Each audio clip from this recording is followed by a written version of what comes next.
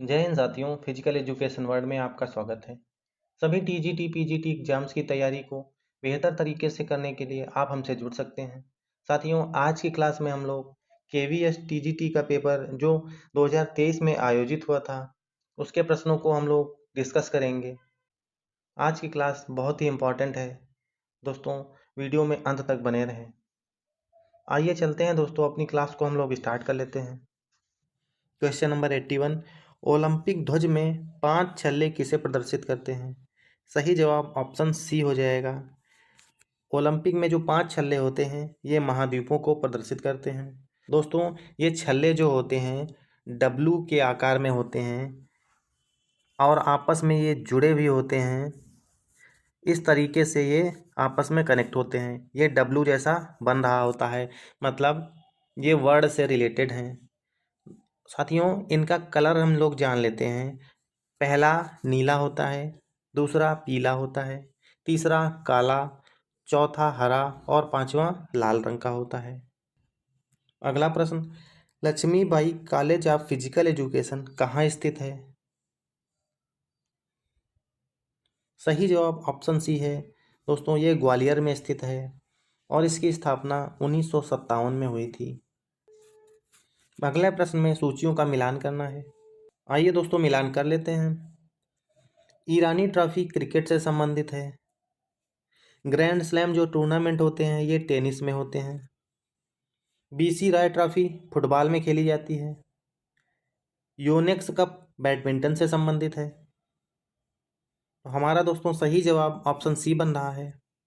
प्रश्न है, स्पाइन में कितने प्रकार की गति या मूवमेंट संभव है? तो साथियों, स्पाइन में 4 प्रकार की गति या मूवमेंट होती है। साथियों, ये मूवमेंट जान लेते हैं कौन कौन सी होती हैं। फ्लेक्शन होता है, दूसरा एक्सटेंशन होता है और तीसरा रोटेशन होता है और चौथा लेटरल होता है। साथियों, फ्लेक्शन में क्या होता है, आगे की ओर झुकते हैं। एक्सटेंशन में पीछे की ओर झुकना हो जाता है।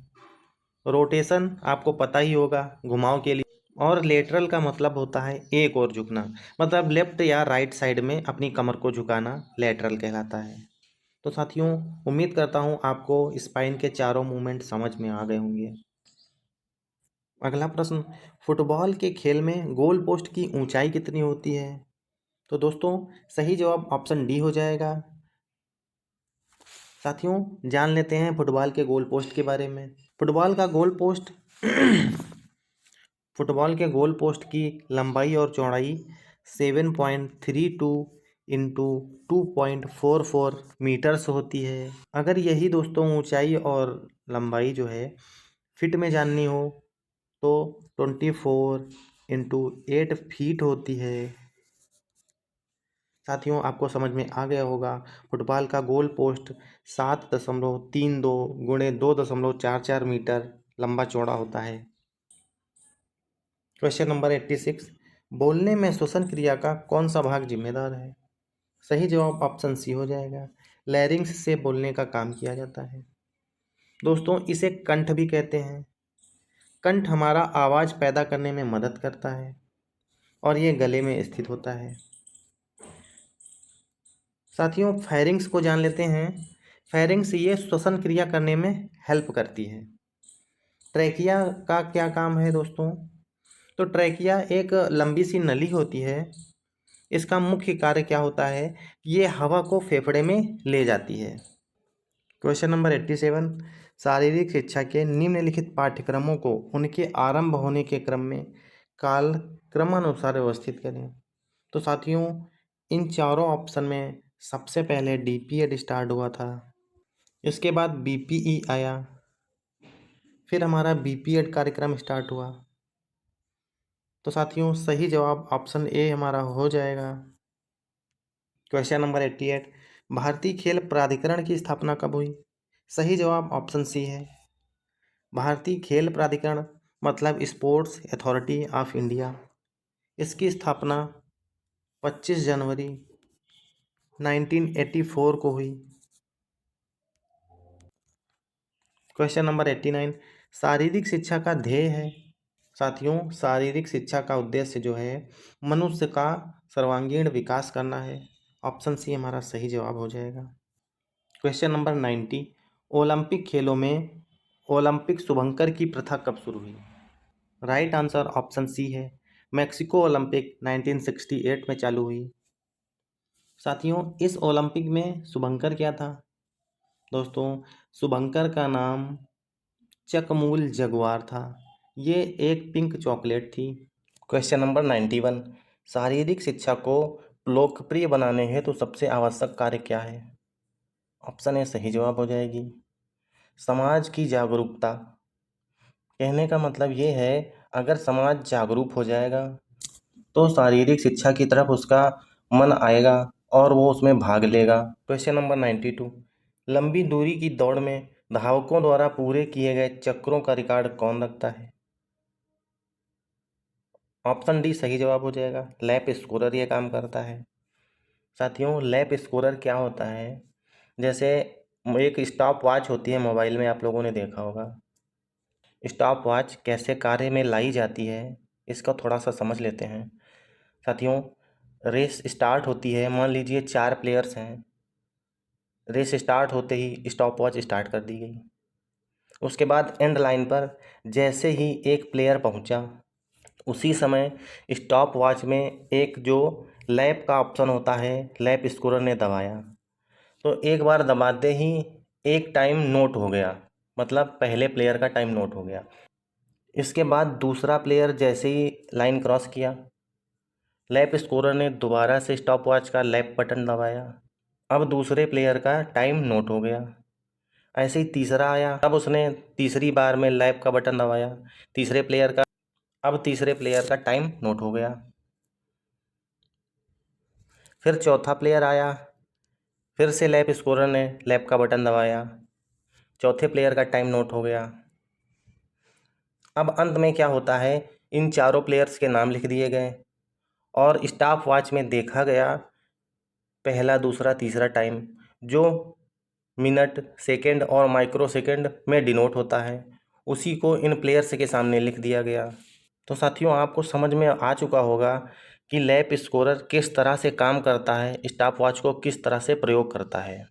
कबड्डी खेल में रेडर को कम से कम कितने विपक्षी खिलाड़ियों की उपस्थिति में बोनस अंक प्राप्त होता है? सही जवाब ऑप्शन डी है, 6 खिलाड़ियों की उपस्थिति में। साथियों, कबड्डी में 7 प्लेयर्स टोटल होते हैं, जिसमें रेडर रेड डालने गया है। तो सामने अगर 6 प्लेयर हैं या 7 प्लेयर हैं तो उसे बोनस अंक मिलेगा। लेकिन बोनस अंक कब मिलेगा? जब वो बोनस लाइन को पार करेगा। और बोनस लाइन को जब वो पार करेगा, तब उसका दूसरा पैर हवा में होना चाहिए और एक पैर उस बोनस लाइन के अंदर होना चाहिए और प्लेयर 6 या 7 होने चाहिए। ऐसी कंडीशन में बोनस अंक प्राप्त होता है। क्वेश्चन नंबर 94, खेल प्रबंधन क्या है? ऑप्शन सी सही जवाब हो जाएगा। खेल कला भी है, खेल विज्ञान भी है। Question number 95, to hell with hockey इनमें से किसकी आत्मकथा है? दोस्तों, ऑप्शन ए सही जवाब हो जाएगा, असलम शेर खान की आत्मकथा है। इसे लिखा मतीन खान ने है। मतीन खान ने इसको लिखा है। और साथियों, अब जान लेते हैं ये असलम शेर खान का थोड़ा सा डिटेल। दोस्तों, असलम शेर खान जो हैं, ये भारतीय हॉकी खिलाड़ी हैं और इन्होंने ओलंपिक में भी हिस्सा लिया था। 1975 में जो वर्ल्ड कप हुआ था कुआलालंपुर मलेशिया में, जिसमें भारतीय टीम ने स्वर्ण पदक जीता था, उस टीम के खिलाड़ी असलम शेर खान थे। तो साथियों, एक लाइन में आप समझ लीजिए, असलम शेर खान भारतीय हॉकी टीम के पूर्व खिलाड़ी रह चुके हैं। इन्होंने 1975 में जो कुआलालंपुर मलेशिया में वर्ल्ड कप हुआ था, उस टीम के ये हिस्सा थे। ये ओलंपिक में भी हिस्सा ले चुके हैं। Question number 96, hepatitis B virus शरीर के किस अंग को प्रभावित करता है? सही जवाब ऑप्शन ए हो जाएगा। दोस्तों, हेपेटाइटिस ए, हेपेटाइटिस बी, ये सभी चीज़ें लीवर को इफेक्ट डालती हैं, मतलब लीवर को प्रभावित कर देती हैं। क्वेश्चन नंबर 97, प्रयास एवं पुनः शक्ति प्राप्ति का सिद्धांत आधारित है। सही जवाब ऑप्शन बी हो जाएगा, अंतराल प्रशिक्षण विधि पर। साथियों, अंतराल प्रशिक्षण का मतलब क्या होता है? थोड़ा थोड़ा सा गैप देके अपनी प्रैक्टिस को जारी रखना। तो इसमें एक बार हमने प्रयास किया, थोड़ा सा गैप लिया, इसके बाद पुनः प्रयास किया। क्वेश्चन नंबर 98, वृद्धावस्था में आंखों में सामान्य समस्या होती है। ऑप्शन ए सही जवाब है, वृद्धावस्था में मोतियाबिंद की समस्या सामान्य रूप से अधिक पाई जाती है। क्वेश्चन नंबर 99, निम्नलिखित में से क्या आनुवंशिक अक्षय निधि के रूप में जाना जाता है? सही जवाब ऑप्शन सी हो जाएगा, तीव्रता को आनुवंशिक अक्षय निधि के रूप में जानते हैं। क्वेश्चन नंबर 100, शरीर के स्पर्श अथवा आपसी व्यक्तिगत संबंधों के कारण एक जीव से दूसरे जीव में होने वाली बीमारी को क्या कहते हैं? दोस्तों, ये छूत की बीमारी कहलाती है। क्वेश्चन नंबर 101, वॉलीबॉल का जन्मदाता देश है। Right answer option D America हो जाएगा। अमेरिका वॉलीबॉल का जन्मदाता है। और साथियों, वॉलीबॉल का जन्म किसने किया? वॉलीबॉल का जन्मदाता कौन है? तो ये विलियम जी मॉर्गन है। इन्हें वॉलीबॉल का जन्मदाता कहा जाता है।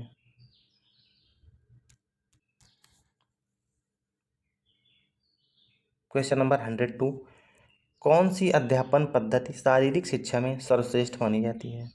राइट आंसर ऑप्शन बी हो जाएगा। अध्यापन पद्धति जो है वो प्रदर्शन पद्धति है। प्रदर्शन पद्धति को सर्वश्रेष्ठ माना जाता है। क्वेश्चन नंबर 103, बास्केटबॉल की गेंद का अधिकतम भार होता है। राइट आंसर ऑप्शन सी हो जाएगा। 650 ग्राम अधिकतम भार होता है बास्केटबॉल का। Question number 104, kho kho match की व्यवस्था के लिए अंपायर होने चाहिए। सही जवाब ऑप्शन बी हो जाएगा। खो खो मैच की व्यवस्था के लिए 2 अंपायर होने चाहिए। क्वेश्चन नंबर 105, एनीमिया मतलब रक्त की कमी का मुख्य घटक निम्नलिखित में कौन सा है? राइट आंसर ऑप्शन बी हो जाएगा। एनीमिया में हीमोग्लोबिन की कमी हो जाती है। क्वेश्चन नंबर 106, उबेर कप किस खेल से संबंधित है? राइट आंसर ऑप्शन ए हो जाएगा। उबेर कप बैडमिंटन से संबंधित है, फीमेल बैडमिंटन से संबंधित है। दोस्तों, वहीं पर थॉमस कप होता है, ये भी बैडमिंटन का ही कप है, लेकिन ये मेल्स का होता है। क्वेश्चन नंबर 107, वाटर पोलो में कितने खिलाड़ी होते हैं? राइट आंसर ऑप्शन सी हो जाएगा। 7 प्लेयर्स होते हैं, जिसमें से 6 प्लेयर और 1 गोलकीपर होता है। क्वेश्चन नंबर 108, निम्नलिखित में से अच्छा स्वास्थ्य किस पर निर्भर करता है? राइट आंसर ऑप्शन डी हो जाएगा। अच्छे स्वास्थ्य के लिए व्यायाम और आराम करना बहुत ज़रूरी है। आहार और पोषण, साथियों, अच्छे स्वास्थ्य के लिए हमें अच्छा बैलेंस डाइट लेना पड़ेगा, पोषण भी अच्छा करना पड़ेगा। स्वच्छता और आदतें बहुत ज़रूरी हैं। अगर हम स्वच्छता से खाना पीना नहीं करेंगे तो बीमारियां आ जाएंगी, जिससे स्वास्थ्य गिर जाएगा। आदतों को भी सुधारना चाहिए, लेट नाइट नहीं खाना चाहिए या जंक फूड ऑयली फूड्स को अवॉइड करना चाहिए। तो साथियों, ओवरऑल अच्छे स्वास्थ्य के लिए ये सारे ऑप्शंस ज़रूरी हैं, इसलिए हमारा राइट आंसर ऑप्शन डी हो जाएगा। क्वेश्चन नंबर 110, बैरियाट्रिक सर्जरी जीवन शैली से जुड़ी किस आम बीमारी को ठीक करने के लिए ज़रूरी होती है? राइट आंसर ऑप्शन बी हो जाएगा। बैरियाट्रिक सर्जरी मोटापा को कम करती है। साथियों, बैरियाट्रिक सर्जरी से मोटापा कम करने के लिए ऑपरेशन कर दिया जाता है, जिसमें पाचन तंत्र में बदलाव कर दिया जाता है, जिससे लोग अपना वजन घटा सकें। दोस्तों, ये आज की क्लास के हमारे 30 प्रश्न थे। उम्मीद करता हूँ आप लोगों को पसंद आए होंगे। बाकी के बचे हुए प्रश्नों को हम अगली क्लास में करेंगे। मिलते हैं दोस्तों अगली क्लास में बचे हुए प्रश्नों के साथ में। तब तक हंसते रहिए, मुस्कुराते रहिए। जय हिंद।